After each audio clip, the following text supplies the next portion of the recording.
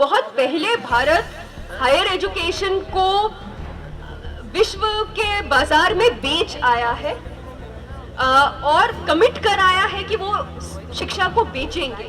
यही इस पूरी शिक्षा नीति का उद्देश्य है। इस देश में शुरू से ही शिक्षा में गैर बराबरी रही है, स्कूलों के लेवल पर भी और हायर एजुकेशन के लेवल पर भी। स्कूलों के लेवल पे हमने देखा है कि किस तरह दशक दर दशक सरकारी स्कूलों के क्वालिटी को गिराया गया है ताकि प्राइवेट स्कूल्स को प्रॉफिट मिल सके, प्राइवेट स्कूल्स का कारोबार उनकी दुकान चल सके। समझ सकते हैं कि ऐसे लोगों की मंशा क्या ही हो सकती है। एक तरफ इक्वालिटी की बात करेंगे, राइट टू एजुकेशन की बात करेंगे, शिक्षा की बात करेंगे, दूसरी ही तरफ एक लड़की को केवल इस वजह से शिक्षा के संस्थान में दाखिल नहीं होने देंगे कि उसने क्या पहना था। एक कपड़ा आपके शिक्षा के अधिकार से ज्यादा महत्वपूर्ण कैसे हो सकता है? जब राइट टू एजुकेशन आया था उसकी तमाम सारी प्रॉब्लम्स रही हैं, अपने आप में एक बहुत अच्छा कानून नहीं था, बहुत सारी चीजें उसमें छोड़ दी गई थी, लेकिन फिर भी जो कुछ भी थोड़ा बहुत उसमें था, 2010 में कुछ विद्यालय हैं जिन्होंने पेटिशंस दायर की थी कि हमें मजबूर किया जा रहा है 25% जो गरीबी रेखा से नीचे लोग हैं उनके बच्चों को अपने स्कूल में दाखिला देने के लिए, और ये हमारे राइट टू प्रोफेशन का वायलेशन है। वो आर्टिकल 19 को कोट करते हुए सुप्रीम कोर्ट में गए थे, जहां पे 3 जजेस के बेंच ने बहुत साफ साफ कहा था कि right to education, right to life और राइट टू इक्वालिटी से जुड़ा हुआ है। Right to education, right to life with dignity से जुड़ा हुआ है। अगर हम right to life, right to dignity of life की बात करते हैं, जो बिना सामाजिक न्याय, बिना बराबरी के नहीं इमेजिन किया जा सकता है, तो इस बराबरी, इस सामाजिक न्याय को स्थापित करने वाली शिक्षा भी गैर बराबर नहीं हो सकती है, चाहे हम स्कूल की बात करें, चाहे हम हायर एजुकेशन की बात करें। इस देश में शुरू से ही शिक्षा में गैर बराबरी रही है, स्कूलों के लेवल पर भी और हायर एजुकेशन के लेवल पर भी। स्कूलों के लेवल पे हमने देखा है कि किस तरह दशक दर दशक सरकारी स्कूलों के क्वालिटी को गिराया गया है ताकि प्राइवेट स्कूल्स को प्रॉफिट मिल सके, प्राइवेट स्कूल्स का कारोबार उनकी दुकान चल सके। अगर कोई शिक्षा, एक गुणवत्तापूर्ण शिक्षा आपको 200 रुपए में या मुफ्त में मिल सकती है, तो क्यों लोग अपनी जिंदगी को एकदम अपने बच्चों की पढ़ाई में झोंक देंगे पैसा कमाने के लिए कि उनको अच्छी शिक्षा दे पाएं। स्कूल में तो ये एस्टैब्लिश हो ही गया था, और आज जो हम हायर एजुकेशन पे जिस तरीके के अटैक देख रहे हैं, जिस तरीके के अटैक भारत के जो सबसे गुणवत्तापूर्ण शिक्षा देने वाले पब्लिक संस्थान हैं उन पे देख रहे हैं, उनसे मंशा साफ है कि इनकी क्वालिटी तो गिरा नहीं पाए, तो क्यों ना इनके खिलाफ ऐसी साजिश रची जाए, इनके खिलाफ कुछ ऐसे ही अफवाहें फैलाई जाए कि लोग अपने बच्चों को यहाँ पे बेचने से डरे।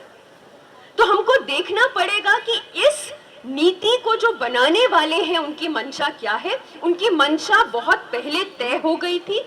ये जो शिक्षा नीति है, ये शिक्षा को बेचने की नीति है।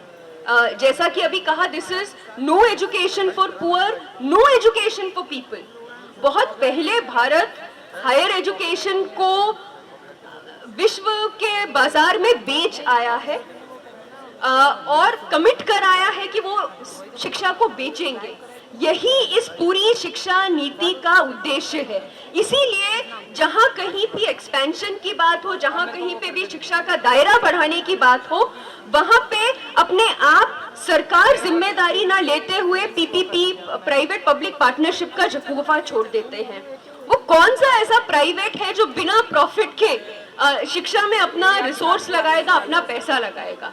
हमने देखा है किस तरीके से प्राइवेटाइजेशन ऑफ एजुकेशन जब स्कूल के लेवल पे हुआ तो एक सिलसिलेवार तरीके से जो उत्पीड़ित तबके के लोग थे उनको शिक्षा से बाहर रखा गया, गुणवत्तापूर्ण शिक्षा से बाहर रखा गया। जब शिक्षा, स्कूली शिक्षा में इतनी गैर बराबरी है, उसका असर हायर एजुकेशन पे साफ साफ दिखता है। हायर एजुकेशन में पिछले 10 सालों में सुसाइड रेट स्टूडेंट्स के अमंग जिस तरीके से बढ़े हैं, उनका एक बहुत बड़ा कारण है कि इस समाज में जिस तरीके के डिविजन्स हैं, जिस तरीके से समाज बटा हुआ है, स्कूली शिक्षा भी बटी हुई है। वो स्कूली शिक्षा जो उत्पीड़ित तबके से छात्र आते हैं उनको उसी तरीके से एम्पावर स्किल नहीं करती है जैसे प्राइवेट स्कूल की शिक्षा अमीर घरानों के लोगों को करती है। ये एजुकेशन पॉलिसी इंक्लूजन की बात करता है और इसके बस बहुत कुछ कम शब्दों में 4 घोर कॉन्ट्रडिक्शंस आपके सामने रखती हूँ।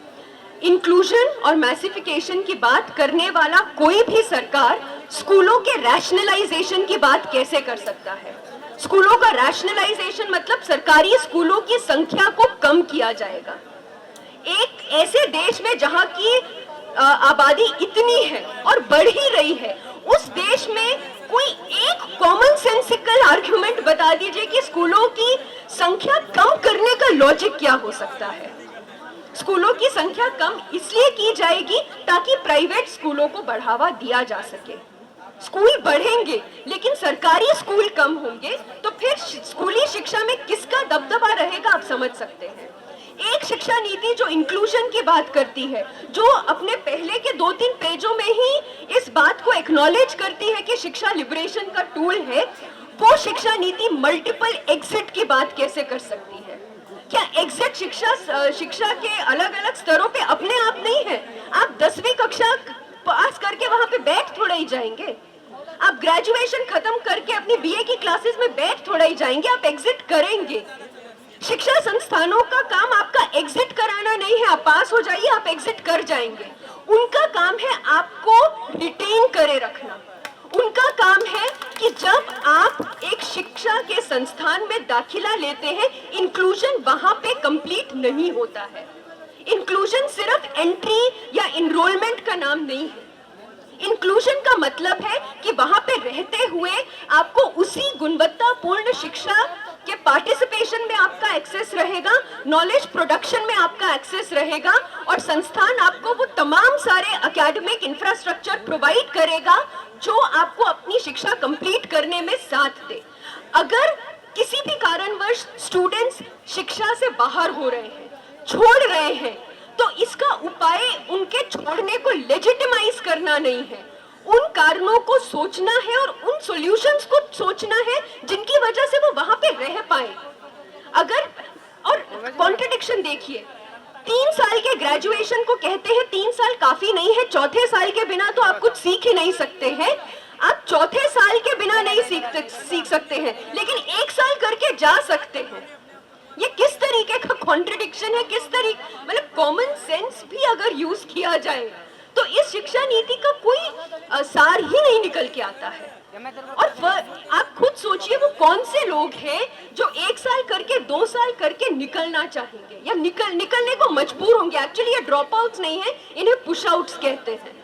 किसी अमीर का बच्चा 1 साल करके नहीं निकलेगा, ये वो लोग होंगे जो बहुत मुश्किल से उच्च संस्थान में आए हैं और फिर परिवार की जिम्मेदारियां, आर्थिक तंगी के कारण उन्हें छोड़ना पड़ता है। तो ऐसे में क्या संस्थान का काम उनको जाने देना है डिग्री पकड़ा के, या वो सॉल्यूशंस तलाशना है जिनकी वजह से वो बने रहे?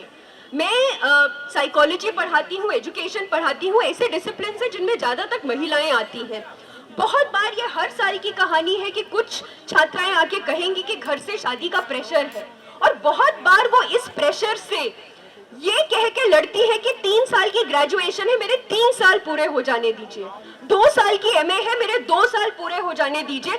अब हम उनको बोल रहे हैं अरे 1 साल के बाद परिवार बोल रहा है छोड़ दो, हम डिग्री दे देंगे। ये कौन सा इंक्लूजन है?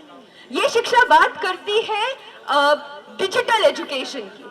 डिजिटल एजुकेशन, पहले तो हम जानते हैं कि इस हमारे देश दुनिया में कितना डिजिटल डिवाइड है, पर मान लीजिए ये डिजिटल डिवाइड ना भी हो, किसी जादू से रात भर में ये डिजिटल डिवाइड बढ़ जाए, तब भी सोचिए, क्या शिक्षा सिर्फ कंटेंट को ग्रहण करना है?